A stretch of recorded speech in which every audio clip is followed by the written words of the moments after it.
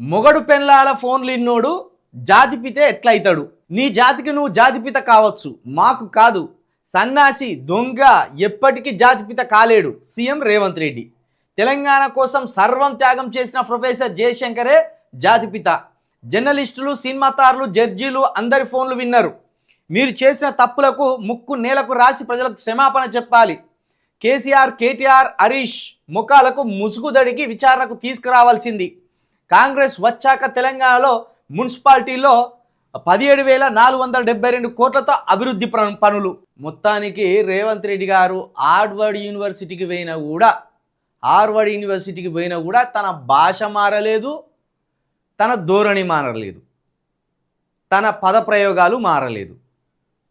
ఇది ఎట్లాంటి భాష అంటే ఆ కళ్ళు కాంపౌండ్ల కాడ, ఆ బారు షాపుల కాడ, ఆ ఛాయ దుకాణాల కాడ, ఆ మురికి కాలువల కాడ సామాన్య జనం మాట్లాడుకునే భాష ఇది. మరి సామాన్య జనం మాట్లాడుకునే భాషను ముఖ్యమంత్రి గారు ఇట్లా సభలలో, బహిరంగ సభలలో మాట్లాడి ఆ సీఎం కుర్చీ పరువు తీస్తున్నాడు. ఇప్పుడు ఇట్లా మాట్లాడితే కానీ మిమ్మల్ని లీడర్ కాదనుకుంటానులా ప్రజలు, లేకపోతే ఇట్లా మాట్లాడితేనే నీ కుర్చీ పదిలంగా ఉండదు అనుకుంటున్నావా? లేకపోతే ఇట్లా మాట్లాడితేనే సీఎంగా మాజీ సీఎం కేసీఆర్ పరువును తీసినట్టు, అప్పుడు కానీ ప్రజలు కేసీఆర్ను చులకనగా చేసిండు, అసలు కేసీఆర్ గొప్పతనం ఏమీ లేదని నమ్ముతారని ఈ మాటలను ప్రయోగిస్తున్నావా ముఖ్యమంత్రి గారు? ఇంత ఈర్ష, ఇంత ద్వేషం, ఇంత అక్కస్సు ముఖ్యమంత్రి గారి మాటల్లో ఉండడం ఇది మంచిది కాదు.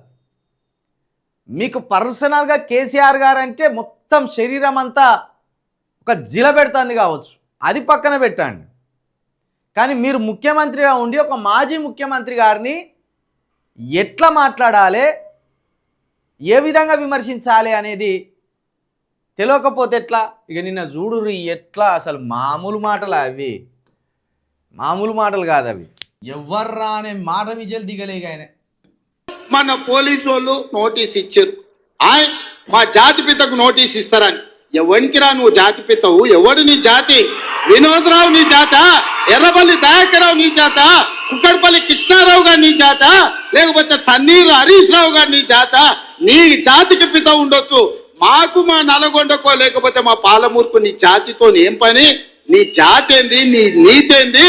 నీలాంటోడు జాతి పితయి పెళ్ళ మొగుడు జోలి పెట్టుకుంటే కూడా ఫోన్ లేనే సన్నాసి నువ్వు జాతి పితవంటే ఎవడన్నా ఉంటే ఆత్మహత్య చేసుకుంటాడు, బాయిలో దుంకి చచ్చిపోతారు.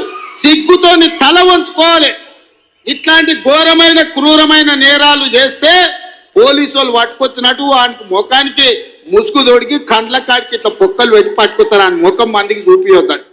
మన పోలీసు వాళ్ళు పిలిచినప్పుడు హరీష్ రావును, కేటీఆర్ని అందరినీ ముఖానికి ముసుగు తోడికి పట్టుకొచ్చేది ఉండే, లేకపోతే ముఖానికి మసి ఊసి పట్టుకొచ్చి పోలీసుల ముందర పెట్టేది ఉండే. పోలీసు వాళ్ళు మంచోళ్ళు కాబట్టి ఏమనలేదు. మా జాతిపితకు నోటీస్ ఇస్తావా? మా జాతిపితకు నోటీస్ ఇస్తే తెలంగాణ సమాజానికి కనిపించినట్టే అంటాడు. నీలాంటి దోపిడీదారుడు, దొంగ, లుచ్చ నువ్వెట్లా జాతిపితమవుతావని నేను అడగదలుచుకున్న మిర్యాలగూడ నుంచి. సిగ్గులేని మాటలు మాట్లాడతారు. ఇవాళ చేసిన తప్పులకు తల వంచుకొని ముక్కు నేలకు రాయాలి తెలంగాణ సమాజం ముందల.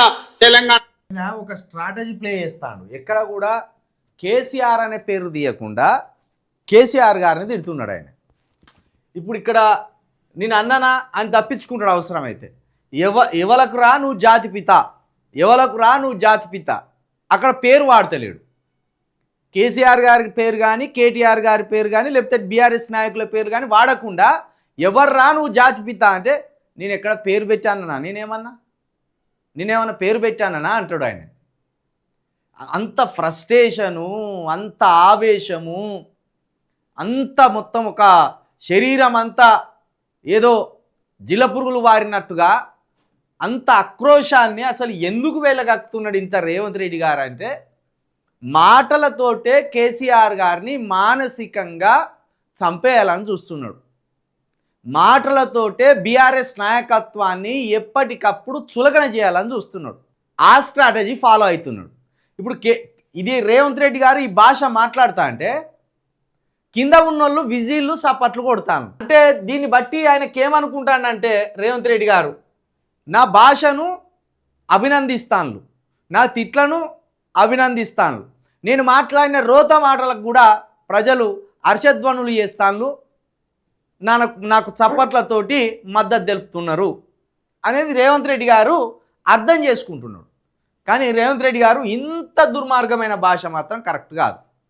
సరే, పెన్లాల ఫోన్లు విన్నారా, లవర్ల ఫోన్లు విన్నారా, లేకపోతే రాజకీయ నాయకుల ఫోన్లు విన్నారా అనేది నువ్వు తేల్చాలి. నీ చేతుల పని అది, నువ్వు నియమించిన సిట్ అధికారుల పని. దానికి ఏమాత్రం ఆధారాలు దొరికినా లోపలే ఇర్రి, దానికి ఎవరు అడ్డుపడతలేరు. కానీ ఇట్లా ఒక మాజీ సీఎంను పట్టుకొని, ముఖ్యంగా తెలంగాణ ఉద్యమకారుని పట్టుకొని, రాష్ట్ర సాధనకు అగ్రగణ్యుడైన కేసీఆర్ గారిని పట్టుకొని ఎవర్రా నువ్వు, ఏం జాతిరా నీది అంటే ఇప్పుడు మొత్తం వెలుమ జాతిని అన్నట్టు, ఇది వెలుమ జాతిని అన్నట్టు, వెలుమ జాతిని ఇష్టానుసారంగా దుర్భాషలాడినట్టు. ఒక కులాన్ని ఇంత అసహాయంగా, ఇంత దుర్మార్గంగా తిట్టడం ఖచ్చితంగా నేరమే. మరి ఈ నేరానికి రేవంత్ రెడ్డి గారి మీద కేసు ఫైల్ చేసే అవకాశం ఉన్నదా లేదా? మొన్న పాడి కౌశిక్ రెడ్డి తిట్టిండు మతపరమైన దూషణలతోటి, మరి ఆయన మీద కేసు ఫైల్ అయింది, ఆయన విచారణకు పోవాల్సిందే. మరి రేవంత్ రెడ్డి గారు ఇంత దుర్మార్గంగా ఒక బహిరంగ సభలో కేసీఆర్ గారిని పట్టుకొని ఎవర్రా నువ్వు, నీది ఏ జాతి అన్నాడు. ఇంత దిగజారిన మాటలు అయితే గతంలో ఏ ముఖ్యమంత్రి గారు అయితే మాట్లాడలేదు. మరి రేవంత్ రెడ్డి గారు ఎట్లా మాట్లాడుతున్నారో, ఆయనను సమర్థించే వాళ్ళు ఎట్లా సమర్థిస్తానో మరి వాళ్ళకే అర్థం కావాలి.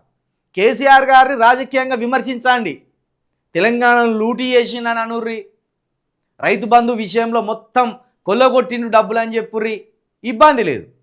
కానీ ఇంత దుర్మార్గమైన భాష, జాతి కాంచెల్లి, నీతి కాంచెల్లి, దొంగలను పోల్చినట్టుగా, కూనికోరలను పోల్చినట్టుగా ఈ రేంజ్లో పోల్చుడేందో అర్థమైతలేదు.